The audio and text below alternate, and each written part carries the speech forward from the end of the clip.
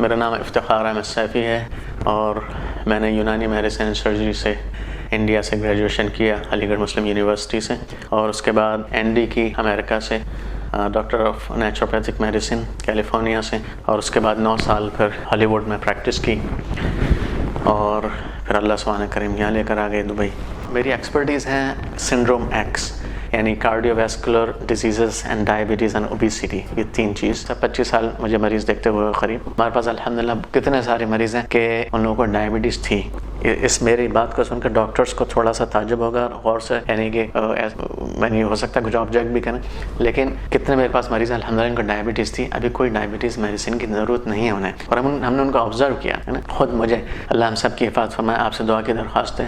آج سے قریب 10 سال پہلے تک ڈائبٹیز تھی، اور اللہ کا احسان ہے، اللہ کا شکر ہے الحمدللہ ابھی نہیں، اللہ کا احسان ہے۔ تو ترتیب صحیح کرنے کی ضرورت ہے۔ اچھا، خالی علم سے بھی کچھ نہیں ہوگا، علم نالج تو مجھے پہلے بھی تھی، لیکن عمل تھوڑا سا اس کے اوپر عمل کرنا پڑے گا، کچھ چیزوں کے اوپر پھر اللہ سے مانگنا بھی، انشاءاللہ صدقہ قرآن بھی ہے ساتھ میں۔ تو میرے پاس بڑے سیریس پیشنٹ آئے، میں آپ کو اور بات بتاؤں، یعنی میرے پاس ایک پیشنٹ آئے، ان کی 9 جو HbA1c تھی 9 تھی، کوئی دوا بھی نہیں لے رہے تھے، اور تھوڑا سا ہوتا ہے ڈینائل، ایک آدمی کا کہتا نہیں میں تو آئی ایم فٹ، تو میں نے ان کے ٹیسٹ کروایا، میں نے کہا اس کے بعد میں آپ سے بات کروں، پہلے ٹیسٹ ہمارے سامنے ہوتا ہے، اس کو مریض کو فکر بھی ہوتی ہے تھوڑی سی، اس لیے کرواتے، پھر فالو اپ بھی کرنا ہوتا ہے۔ تو وہ ٹیسٹ کے لیے بھی تیار نہیں تھے، بڑی مشکل، میں نے کہا میں آپ کو ٹریٹمنٹ نہیں کر سکتا، مجھے یہ چاہیے۔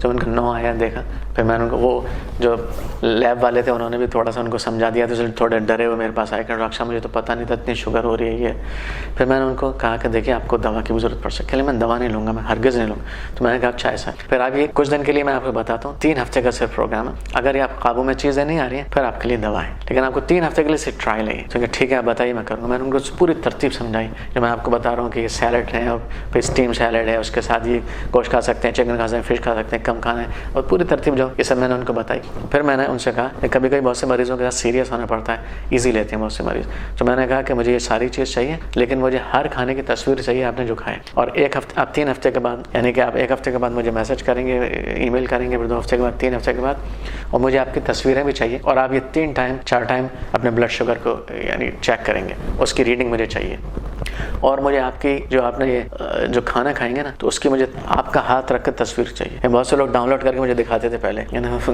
سیلڈ دکھا دی اور ڈاؤن لوڈ کر ڈاکٹر صاحب یہ کھا رہا، تو میں نے کہا آپ کا ہاتھ مجھے معلوم ہے آپ انگوٹھی والی پہنتے، ٹھیک ہے۔ تو میں نے ان کے ایسے کر کے پھر ماشاءاللہ انہوں نے کیا۔ اچھا، جب انہوں نے شروع میں جو ریڈنگ لی تو کوئی ریڈنگ ان کی 300 سے کم نہیں تھی، 300 یا 400 کے بیچ میں تھی، تو خود پریشان ہو گئے دیکھ کے۔ اس کے بعد الحمدللہ 3 ہفتے کے اندر انڈر 200 ہو گئی ان کی شوگر وداؤٹ اینی میڈیکیشن، ماشاءاللہ اب اس کو کافی عرصہ ہو گیا اس بات کو، ماشاءاللہ ہی از فائن وداؤٹ میڈیکیشن، لیکن اب ان کو پتہ چل گیا کیسے کھانے کی ترتیب ہے۔ تو یہ جو ہمارا کھانے کا ایک انداز ہے، یہ لائف لانگ اسٹریٹجی ہے، اور یہی بہترین ہے۔ یہ کوئی ہم پرہیزی کھانا تھوڑی کھا رہے ہیں، ایکچولی کھانا یہی ہے ہمارا، ایسا سب جو کنونشنل ایٹنگ بیہیویئر ہے ہم لوگوں کا، ہم سمجھتے ہیں کہ ہم بیسکلی کھانے کا ہی۔ اور دیکھیں کبھی کبھی لوگ مجھ سے کہتے ہیں یار ڈاکٹر صاحب نعمتیں آپ بند کر رہے ہیں، تو میں کہتا ہوں نعمتیں سر آپ کی کھلنے والی ہیں ابھی، یہاں ہم تو روٹی چاول اسی گرد گرد گھوم رہے ہیں، اللہ کی اتنی ساری چیزیں محروم ہیں اس چیز سے، یہ سب چیزیں انجوائے کریے، سب چیزیں کھائیے، سب فائدہ ہوگا۔ تو اب اس میں کرنے کی جو چیزیں ہیں، کھانا، سونا اور تھوڑی فزیکل ایکٹیویٹی۔ اب اس میں ترتیب کیسے بنائی جائے کھانے کی، لیکن میں آپ کو ایک تھوڑا سا میں یہ بتانا چاہ رہا ہوں کہ ایک ایسا پروگرام ڈویبل، سسٹینیبل، جس کو ہر آدمی کر سکے، وہ میں آپ کے سامنے کر رہا ہوں۔ اچھا، میں تھوڑا سا ڈسکلیمر پہلے سے اس میں رکھ دوں کہ کوئی اگر دوائیں لیتا ہے پہلے سے تو دوا چھوڑے نہیں، صرف میرے اس ڈسکشن کی وجہ سے اپنے ڈاکٹر سے یعنی رابطہ کرے، اس کے ساتھ شیئر کرے اپنی باتوں کو، اور پھر دیکھیں کیسے کیا کرنا ہے ترتیب، اور ڈاکٹر کو فالو کریں۔ یعنی یہ چیزیں کرنے کی ایسا ہی بالکل اس کو فالو کرنا ہے، لیکن تھوڑا سا اس میں ایسا نہیں کہ فوراً بس میرے بھی ڈسکشن سنا اور اپنے ایک دم سب دوائیں چھوڑ دیں، ایسا نہیں۔ اب کھانے کی جب ہم بات کرتے ہیں فوڈ، تو اس میں کچھ فیکٹرز ہیں۔ سب سے امپورٹنٹ فیکٹر کھانے میں یہ ہے کہ کھانے کی کوانٹٹی کم کی جائے۔ دیکھیں کتنا بھی اچھا کھانا ہے، اگر یہ میرا دیکھیے رول نمبر 1 ہے، اس کو آپ ڈسکشن تو اور بھی آگے کچھ چیزوں کا ہوگا، کیا کھانا ہے کیا نہیں کھانا، لیکن اس رول کو پلیز ذہن میں رکھیے اور اس کو مت بھولیے، یعنی کہ ہر جگہ اپلائی ہوگا۔ کھانے کی کوانٹٹی کم ہو، کھانا ہم کتنا بھی اچھا کھائیں، super dipper green from rain forest of Amazon, لیکن اگر کوانٹٹی زیادہ ہے it is not good for us, simple is that. اچھا، کھانے کی کوانٹٹی کم۔ دیکھیں ہماری کلاس ہو رہی تھی جب میں امریکہ میں پڑھ رہا تھا، تو ہمارے پروفیسر داخل ہوئے ہماری کلاس میں، اور آتے ہی انہوں نے ہم سے کہا کہ سب اسٹوڈنٹس ایسے کریں، ایسے یوں کر کے آپ لوگ بھی کریے ایسے، 1 منٹ کے لیے میں آپ کو بتاتا ہوں کیوں ایسے۔ پھر انہوں نے کہا کہ یہ آپ کے یعنی ہر کسی شخص کا اپنا معدے کا سائز ہے، یہ یعنی یہ میرے معدے کا سائز ہے، آپ کے حساب سے یہ آپ کے معدے کا سائز ہے. تو کیا مطلب اتنا سا ہم لوگ کھاتے کتنا، اتنا سارا کھاتے ہیں ہے نا. تو ہمارا ایک اسٹوڈنٹ ہے، اس نے سوال کیا کہ سر ہم لوگ تو زیادہ کھاتے ہیں پھر جاتا کہاں ہے وہ کہاں. تو انہوں نے کہا کہ ہمارے یہ جو گیسٹرک پاؤچ ہے، معدہ ہے، یہ اسٹریچبل ہے، تھوڑا ایکسٹینڈ ہو جاتا ہے. تو لیکن انہوں نے کہا کہ اسٹریچ تو ہو جاتا ہے لیکن اس کے اندر جو گیسٹرک گلینڈس ہیں یا انزائمیٹک سیکریشنس ہیں وہ لمیٹیڈ ہیں، وہ اس کھانے کے جو پاؤچ ہے نا اس کے حساب سے بنے ہوئے. تو ہم جب کھانا زیادہ کھائیں گے تو کیا ہوگا کہ وہ انزائمس تو اتنے لمیٹیڈ نکلیں گے، تو ہمارے ڈائجسٹو سسٹم کے اوپر برا اثر پڑے گا، اس کو پورا ڈائجسٹ نہیں کر پائیں گے. تو ہمیں یعنی اس کا خیال رکھنا ہے کہ اتنے ہمیں کھانا کھانا ہے. اچھا پھر انہوں نے کیا کہا، انہوں نے کہا کہ نہیں ابھی تھوڑی سی جگہ اور چھوڑو. کیوں؟ انہوں نے کہا کہ بھئی یہ جو انزائمس گریں گے جو اس کو ڈائجسٹ کریں کھانے، وہ بھی تو اسی پاؤچ میں کرنا ہے، تو لیو some place for that also, some space. اچھا اس کے بعد انہوں نے کیا کہا کہ نہیں ابھی تھوڑی سی اور جگہ چھوڑو، اس لیے کہ کھانا یہ it's like a churning machine جو گھومتا ہے نا کھانے سے، تھوڑا سا اس میں پیرسٹالٹک موومنٹس ہوتے ہیں اور اس کو تھوڑا کہنے اس کے لیے تھوڑا تو روم چھوڑو، ایک دم ٹائٹ ہو جائے گا تو پھر کیسے. تو اس طرح انہوں نے کہا. تو مجھے اللہ کے رسول صلی اللہ علیہ وسلم کی حدیث یاد آ گئی کہ آپ نے کہا پیٹ کے 3 حصے کرو، معدے کے 3 حصے کرو. تو وہی والی وہ کھانے کون کون سے جس سے انسولین کا سیکریشن زیادہ ہوتا ہے. نمبر 1 شوگر، وہ تو ہم سب کو پتہ ہے. نمبر 2 کون سا ہے؟ ویٹ. Number 3 rice. پھر باقی جتنے بھی اور چیزیں ہیں یعنی اس میں میٹھی چیزیں جتنی بھی آتی ہیں پھلوں کے ذریعے بھی ہیں، یہ سب چیزیں اس میں. لیکن دیکھیں ویٹ، میں آپ کو اور ایک مزیدار بات بتاؤں. ہمارے ایک پروفیسر سے جب میٹابولک ڈس آرڈرس کی ہماری کلاس چل رہی تھی امریکہ میں، تو 3 جار لے کر آئے اپنے ساتھ، گلاس کے جار تھے. 100 گرام ایک میں شوگر تھی، دوسرے میں 100 گرام رائس تھے انککڈ، اور تیسرے میں 100 گرام ویٹ فلاور تھا، آٹا. انہوں نے ہم سے یہ سوال کیا کہ اگر کسی کو ڈائبٹیز ہے یا کوئی اوبیز ہے، وزن کم کرنا چاہتا ہے، تو اس میں سے کون سے کھانے اس کو چھوڑنے چاہیے، کون سی چیز چھوڑنی چاہیے. تو ظاہر سی بات ہے سب نے کہا شوگر، ٹھیک ہے نا. پھر اس کے بعد انہوں نے کہا تینوں آلموسٹ آل سیم. آپ کو تعجب ہوگا یہ بات کہ میں کبھی یہاں لیکچر بھی دیتا ہوں ڈاکٹرس میں، اور تو اکثر جو ہے ڈاکٹرز مجھ سے سوال کرتے ہیں، میں ان سے کہتا ہوں کہ تینوں چیزیں برابر ہیں. تقریباً فرق ہے لیکن کتنا فرق ہے میں آپ کو بتاتا ہوں. دیکھیں 100 گرام اگر آپ شوگر لیں گے تو اس میں قریب 18 چمچ گلوکوز ہے. یعنی دیکھیں شوگر بھی کنورٹ گلوکوز میں ہوگی باڈی میں، آٹا جو ہے یہ بھی گلوکوز میں کنورٹ ہوگا، رائس بھی گلوکوز میں کنورٹ، اینڈ پروڈکٹ گلوکوز. جب آپ شوگر لیں گے یہ کنورٹ ہوگی گلوکوز میں 100 گرام تو قریب 18 چمچ شکر 18 سے 19 بنے گی. جب آپ آٹا ہوگا تو یہ قریب 15 سے 16 چمچ، بلکہ اگر وائٹ فلاور ہے تو 17 چمچ، یعنی 16-17 چمچ شکر ہوگی. چلیں آپ 15 سے 16 مان لیے سیف. اچھا رائس 15-16، 2 سے 3 میکسیمم 3 بلکہ 2 چمچ کا صرف فرق ہے شکر میں پیور میں اور آٹے یا چاول میں کے اندر. ہمیں معلوم ہے کہ ہم 1 چمچ، خاص طور سے اس کو ڈائبٹیز ہے، 1 چمچ چائے میں تو بیچارہ پیتا نہیں ہے، شکر ہے نا. اور وہ جو ہے اگر 100 گرام آٹے کی روٹی بنی ہوئی ہے تو اس میں 15 چمچ 16 چمچ شکر کھا. اور چاول کی ایک سیشن میں مثال کروں 150 گرام کے چاول ہیں، آپ سوچیں کتنے ہوں گے؟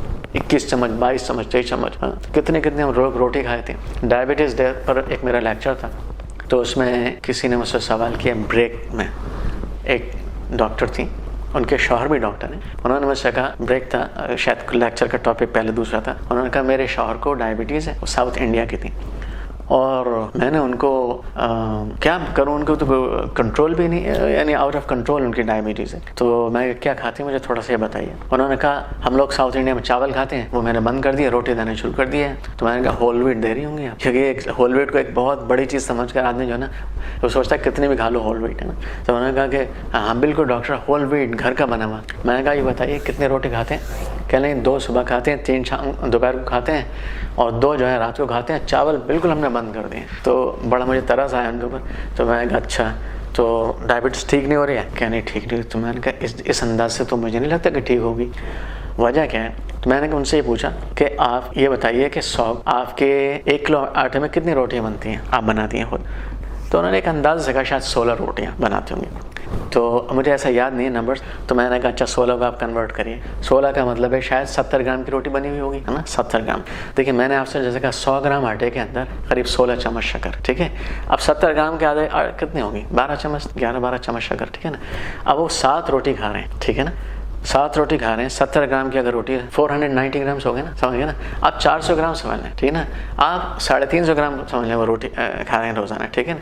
اب آپ اگر 400 گرام ہے مثال کے طور پر، آپ ملٹیپلائی کریے کتنے چمچ شکر.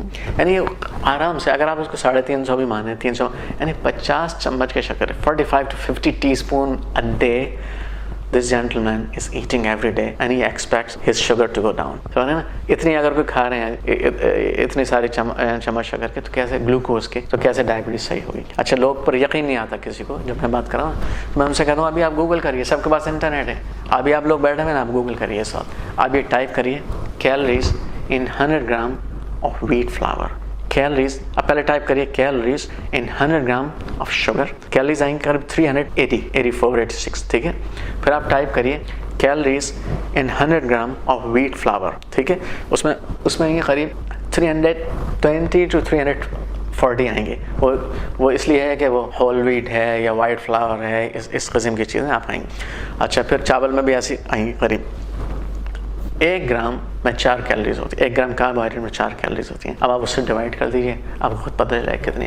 یعنی اگر صرف آپ یہ دیکھیں, بہت زیادہ ڈیپ بن جائیے, تھوڑا میتھمیٹکس یہاں آ گیا. آپ یہ دیکھیے کہ 100 گرام آٹے کے شکر کے اندر 380 کیلریز ہیں. تو آٹے کے اندر اگر وائٹ فلاور ہے جو اکثر ہم لوگ وہی استعمال کرتے ہیں تو کتنا آ گیا 340 گرام. چلیے اب ہول ویٹ بھی ہے نا, ہول ویٹ کا میں آپ کو ایک بات بتاؤں, ہم کہتے ہیں ہول ویٹ کھانا بھائی ہول ویٹ میں آپ یہ بتائیے کتنا فائبر ہے. میکسیمم 5-6% فائبر ہے نا, باقی 94% کیا ہے ابھی بھی, وہ سارا کاربوہائیڈریٹ ہے. اب 94 کا آپ ملٹیپلائی کر دیے 4 سے 4 کیلری ہوتی ہیں میں, آپ دیکھیں کتنے ساری کیلریز نکل کر آئیں گے. تو اب یہ بڑے بڑے لوگ غلطی کرتے ہیں. میں ایک بڑی میٹنگ میں تھا, اس میں سب ڈاکٹرس تھے اور کھانا ہم لوگوں نے کھایا. میرے برابر میں ایک بہت بڑے ڈاکٹر نے بیٹھے, تو کھانا کھا لیا, چائے کا نمبر آیا تو انہوں نے کہا کہ مجھے شوگر فری ٹی چاہیے. تو میرے برابر میں بیٹھے ہوئے تھے, میں دیکھ رہا تھا ماشاء اللہ کیا کھا رہے ہیں. تو میں نے ان کو ایسے میں کہا ڈاکٹر صاحب کیوں, عرب تھے, میں کہا وائے, کہہ لیں وہ I have border line diabetes, اور یہ بارڈر لائن ڈائبٹیز ہے. اب میں نے خیر اس وقت کچھ نہیں کہا, سب لوگ بیٹھے ہوئے. تو جب باہر آئے تو میں نے کہا ڈاکٹر صاحب آپ کیا کر رہے ہیں, آپ نے قریب 40 چمچ شکر میرے سامنے کھائی اور آپ کو 1 چمچ جو ہے برداشت نہیں. تو دیکھیں ان کا سوال مجھ سے کیا تھا, انہوں نے کہا ڈاکٹر صاحب میں نے 40 چمچ کہاں شکر کھائی. میں نے کہا آپ نے وہ مندی جو چاول بریانی تھی اور جو سیرین بریڈ آپ کھا رہے تھے, تو اس کے اندر تو ہم لوگ مجھے عادت دیکھنے بدل جاتا ہے نا, ایک ہمارا کہاں میں کتنی کیلریز کس میں. تو میں نے کہا ڈاکٹر صاحب آپ نے, تو اب دیکھیں ان کا ایک سوال دیکھیں, انہوں نے کہا کیا وہ لوگ اس میں شکر ڈال دیں کیا. میں نے کہا ڈاکٹر صاحب آپ اگر ایسی باتیں کرو گے تو آپ کے پیشنٹ کیسی باتیں کریں گے. تو نہیں, پھر میں نے ان کو سمجھایا, میں نے اس میں کیلریز ہے, یہ کاربوہائیڈریٹ ہے, کنورٹ ہوتا ہے گلوکوز کے اندر. دیکھیں تو یہ جو چیز ہے اتنا سوچتا نہیں اصل میں آدمی, اگر سوچا تو ظاہر سی بات ہے ڈاکٹر ان کے سمجھ میں آ جائے گا. تو یہ ہم لوگ اتنی روٹیاں اتنی شوگر روزانہ, یعنی 50 ایوریج چمچ, یعنی 40 سے 50 ایوریج چمچ شکر ہم لوگ روزانہ کھا رہے ہیں. تو اب بتائیے ہماری ڈائبٹیز کا کیا حال ہوگا. اچھا ایک اور میں آپ کو اور بتاؤں, یہ بہت انٹرسٹنگ ہے, اس کے اوپر بھی ڈاکٹرز کافی کبھی تو گھور کے دیکھتے ہیں مجھے, ٹھیک ہے. تو اس میں دیکھیں ایک وقت میں ہماری body 1 T spoon sugar handle کر سکتی ہے. اگر قریب 70 کلو کا وزن ہے کسی کا, کتنا میں نے بولا 1 T spoon sugar, that's it. اب آپ بولیں گے ہم تو اتنا سارا کھا لیتے ہیں, کچھ نہیں ہوتا, کھاتے ہیں لیکن الحمدللہ جیسے میں نے اس کے انسولین ہے, اس کا ایک نظام ہے کہ وہ ایکسٹرا کو اوپر کنورٹ کر کے فیٹ میں کنورٹ کر دے, تو we are paying a cost for that. لیکن جو ہم کھا سکتے ہیں ایک ٹائم میں وہ 1 چمچ شکر ہے. وہ کیسے میں آپ کو بتاتا ہوں. ہماری جو شوگر کا لیول نارمل کتنا ہوتا ہے 80 ہوتا ہے نا, فاسٹنگ کا 120 ہوتا ہے نا, بعد میں چلو اس کو تھوڑا سا بڑا بھی کر سکتے ہیں, 140 بھی کر سکتے ہیں, ٹھیک ہے. اچھا ایوریج نکالنا تو کتنا ہو گیا 100 ملی گرام پر ڈیسی لیٹر آف بلڈ. کلیئر, 100 ملی گرام پر ڈیسی لیٹر آف بلڈ. 1 لیٹر میں کتنا ہو گیا, ڈیسی لیٹر کہتے ہیں کہ 1/10 آف اے لیٹر, یعنی 100 ملی لیٹر. اب 1 لیٹر اگر خون ہے تو اس میں 1000 ملی گرام یعنی 1 گرام. 1 لیٹر خون میں 1 گرام شکر, یہ نارمل ہے. اگر 5 لیٹر خون ہے کسی کے اندر تو پھر 5 گرام شوگر. نارملی 5 ساڑھے 5 6 لیٹر ایسے خون ہوتا ہے نا, 70 کلو ایسے زیادہ ہے کچھ, تو ایوریج یہ ہے. تو اس میں ہمارے 5 گرام شوگر, کیا مطلب اگر 5 گرام شوگر, اب 1 چمچ میں کتنا آتا ہے 5 ملی لیٹر ہے 5 گرام. اگر ہم 5 گرام سے 2 ٹی اسپون کر دیں 10 گرام, ہماری شوگر 200 ہو جائے گی. ہوتی نہیں ہے 200 اس لیے کہ انسولین ہے, اس کو بیلنس کر دیتی ہے. لیکن we are paying continuously paying a cost for that, کیونکہ ہمارے اس کو یا تو ہمارے انسولین انسینسٹیوٹی ادھر بڑھ رہی ہے سیلولر لیول پر, یا پھر ہماری فیٹ کا ایکومولیشن بڑھ رہا ہے, ٹرائگلیسرائڈس کا ایکومولیشن بڑھ رہا ہے. تو یہ جو چیزیں ہیں بہت کلیئر ہو جانی چاہیے انشاءاللہ. تو ایک وقت میں جیسے میں نے عرض کیا نا, نمبر 1 رول یہ ہے بیفور وی آر سلیکٹیو کہ ہم کیا کھائیں کیا نہ کھائیں. ایک سب سے پہلا رول, کھانے کا پورشن سائز کم کر دیے. اگر اس رول کو فالو کریں آپ, پورشن سائز کر کے الحمدللہ جتنی حلال اور پاک چیزیں سب کھا سکتے ہیں لیکن کوانٹٹی کم کریں، ہے نا. تو یہ 2 چیزیں عرض کی کہ کھانا کم کھانا ہے، پھر یہ کہ کھانا کیا کھانا ہے. اس میں اب کھانا کیا کھانا ہے میں ایک تھوڑا سیمپل مینیو میں آپ کو بتا دیتا ہوں کہ مثال کے طور پر یعنی میں نے عرض کیا اگر پورشن سائز کم کرے سب چیز کھا سکتے، لیکن مثال کے طور پر ایک مریض ہمارے پاس ڈائبٹیز والا آ گیا، ایک کنڈیشن اس کو ہمیں اس کنڈیشن کو ریورس کرنا ہے تو تھوڑا سا ایگریسو چینجز کرنے پڑیں گے.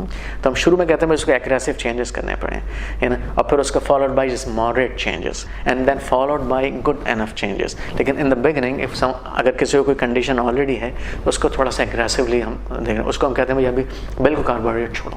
تو یعنی بالکل چھوڑنے کا مطلب کچھ ابھی بھی جا رہے ہوتے ہیں، تو اس کو پھر ہم کیسا کہتے ہیں، وہ بہت سے لوگ کہتے ہیں بھائی میں اگر روٹی نہیں کھاؤں گا چاول نہیں کھاؤں گا تو سالن کیسے کھاؤں گا، تو ہم کہتے ہیں بھائی سالن چمچ سے کھاؤ، ہے نا.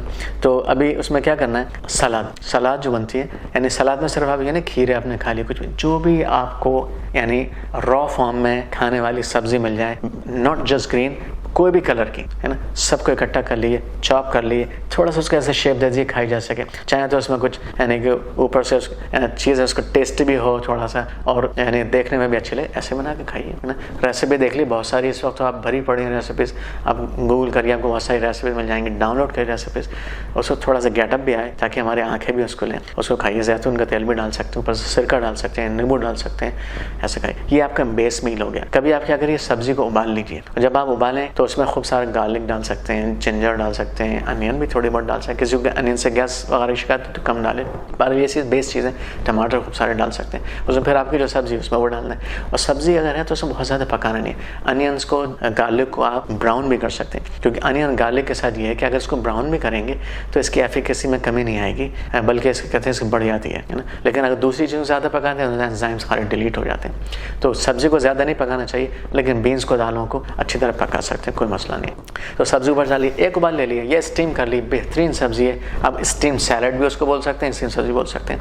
اگر اسٹیم سیلڈ کو سمجھیں گے تو آپ چمچ سے بھی کھا سکتے ہیں، ورنہ آپ صرف سالن سمجھیں گے تو آپ کو روٹی کی یاد آئے گی.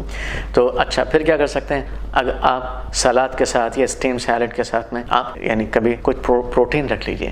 اس میں کیا ہوتا ہے اگر آپ خالی سلاد کھا رہے ہیں یا خالی اسٹیم سیلڈ کھا رہے ہیں، ویجیٹیبل کھا رہے ہیں، آپ کو آدھے گھنٹے کے بعد بھوک لگے گی. کیوں؟ کیونکہ ہمارے سیٹائٹی سینٹر ہے، یعنی بھوک کا جو کہتے ہیں کہ یو آر ڈن ناؤ، ابھی کھانا ہو گیا، اس کو ایکٹیویٹ کرنے کے لیے کچھ تھوڑا سا فیٹ یا پروٹین کی ضرورت ہوتی ہے. تو تھوڑا سا آپ اس کو ملا دیں، جیسے میں نے کہا نا، آپ کوئی بھی اینیمل پروٹین کھا سکتے ہیں، آپ چکن کھا سکتے ہیں، آپ فش کھا سکتے ہیں، آپ مٹن کھا سکتے ہیں. میں یہ نہیں کہہ رہا آپ کو روزانہ کھائیے، ٹھیک ہے، تو ایک دن چھوڑ کے بھی کھا سکتے ہیں، ہفتے میں 3 بار کھا لیے. اگر ایک دن چھوڑا تو آپ نے ہفتے میں آلموسٹ 3 بار ہو گیا، یعنی کھانے آپ کے جو ہے نا 14 بھی کھانا رکھیں تو اس کے آپ کو 3 کھا سکتے ہیں، کوئی حرج نہیں اس میں. تو اس طرح سے آپ کھا سکتے ہیں. جب آپ کو تھوڑا پروٹین ملے گا، فیٹ ملے گی، پھر آپ کو بھوک بھی نہیں لگے گی، دیر تک آپ سسٹینیبل فوڈ ہو جائے گا. پھر کبھی کبھی آپ انڈا رکھ لیجیے، انڈے کو ابالیے، اس کے ساتھ میں اس کو ملا دیے سلاد کے ساتھ میں، بہترین نعمت ہے انڈا، اس کو کھائیے. اچھا، اور کبھی کبھی آپ کچھ تھوڑے سے آپ اخروٹ ڈال لیں، والنٹس ڈال لیں، بادام ملا لیں اس کے اندر، ہے نا. اس طرح سے ویرائٹی کر سکتے. کچھ نہیں تو چنے ابال لیجیے، کالے والے چنے اور بیٹر دین وائٹ چنے. آپ کالے والے چنے کو خوب ابال کے اس کو ڈالیں، وائٹ چنے بھی استعمال کریں، دالیں استعمال کریں، یہ سب چیز کھا سکتے ہیں. یعنی جو ویسٹرن لوگ ہیں اس کی طرف زیادہ دھیان دیں. تو یہ اس طرح سے آپ کے ایک سسٹینیبل اور نیوٹرینٹ رچ آپ کو کھانا ملے گا، اور آپ سے جو انسولین جو اسپائک ہوتی ہے وہ اس میں نہیں ہوگی. آپ کا بلڈ پریشر بھی قابو میں رہے گا، اور آپ کی ڈائبٹیز بھی قابو میں رہے گی، اور آپ کا ویٹ بھی قابو میں رہے گا. آپ کے جو انفلامیٹری کنڈیشن ہے بہت ساری، کہ یہ جو کھانا ہے یہ اینٹی انفلامیٹری ہے. اور دوسرا ہم جو کھانا کھا رہے ہوتے ہیں ساری چیزیں نا، لیکن میں آپ کو ویٹ کے بارے میں ایک بات بتاؤں، خاص طور سے میں ویٹ کو کم کرنے کے لیے بولتا ہوں کافی. ایک تو میں نے آپ کو بتایا کہ اس کا glycaemic index, glycaemic load value ہے، یعنی کہ زیادہ شوگر میں کنورٹ ہوتا ہے، پھر زیادہ انسولین اسپائک کرتا ہے. اس کی 2 چیزیں بہت زیادہ ہیں، اس لیے منع کرتے ہیں. دوسرے ویٹ کی جین تھوڑی سی کمپرومائزڈ ہے، یہ GMO یعنی جینیٹکلی ماڈیفائڈ چینجز اس میں آ چکے ہیں، ماڈیفیکیشن ہو چکے ہیں اس کے اندر. یعنی کہ جو 50 سال پہلے کا جو ویٹ تھا یہ وہ نہیں ہے. اس کے اندر مثال کے طور پر ایک چیز ہوتی ہے گلوٹین، ایک پروٹین ہے، تو بہت سے لوگوں کو گلوٹین ہضم نہیں ہوتی ہے، خاص طور سے ماڈیفائڈ جو ورژن ہے، جیسے لیکی گٹ سنڈروم ایک کنڈیشن ہے وہ ہوتی ہے. پھر اس کی وجہ سے بہت سارے جو ہے نا یعنی ری ایکٹیو ہائپر امیون سسٹم ہو جاتا ہے، آٹو امیون ڈس آرڈرس ہو جاتے ہیں، بہت سا آرتھرائٹس، تھائرائڈ کنڈیشن اسی کی وجہ سے، ایون ڈائبٹیز اس کی وجہ سے.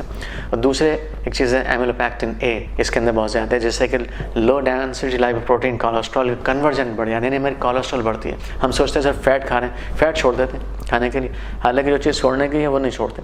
تو یعنی اس سے ہوتا ہے. دوسرے اس کے اندر ایک چیز ہوتی ہے گلائڈنگ سے کیا ہوتا ہے کہ یہ آپ کو بھوک بہت زیادہ لگتی ہے نا, کیونکہ اس کے ساتھ ایک فیل اینڈ گڈ میموری آپ کے اندر یہ ویٹ چھوڑتا ہے, اس لیے ویٹ کی کریونگ آپ نے دیکھا بہت زیادہ ہوتی ہے, آدمی ویٹ ہی کھاتا رہتا ہے. تو اس لیے دوسرے یہ کہ جب آپ ویٹ کھانا, مثال کے طور پر آپ نے ایک بار اس طرح کاربوہائیڈریٹ رچ کھانا, آپ کو میں نے جیسا عرض کیا بھوک جلدی لگے گی, انسولین اسپائک ہوتی ہے, پر چھوڑنا مشکل ہوتا ہے. اس کے لیے طریقہ یہ ہے کہ جب آپ کھانا کھائیں, آپ نے یعنی اسٹیم سیلڈ لے لی یا کبھی را سیلڈ لے لی, اس کے اندر ویرائٹی چینج کرتے رہیے پروٹینس کی, فیٹس کی, تو پھر آپ کو انشاءاللہ وہ اسپائک جو ہوتی نہیں ہوتی, اس لیے آپ کو بہت زیادہ بھوک بھی نہیں لگے اور کریونگ بھی دھیرے دھیرے انشاءاللہ پھر ختم ہو جائے گی.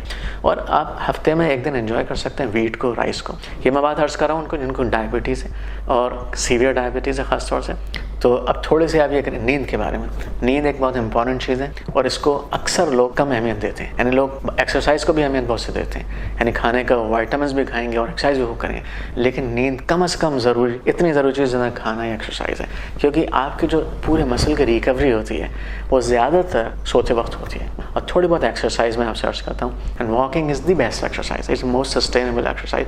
ہر آدمی کر سکتا ہے, ہر وقت کر سکتا ہے, ہر جگہ کر سکتا ہے اپنے حساب سے. بہت سے لوگ کہتے ہیں کب کروں میں واکنگ, تو واکنگ کا یا کوئی بھی ایکسرسائز کا کبھی بھی کرنا نہ کرنے سے بہتر ہے, کبھی بھی کریں نہ کرنے سے بہتر ہے. ہاں سب سے اچھا ٹائم صبح کا, لیکن نہ کرنے سے بہتر کبھی بھی کر لیں آپ کچھ نہ کچھ ضرور, اور ایکسرسائز کریں.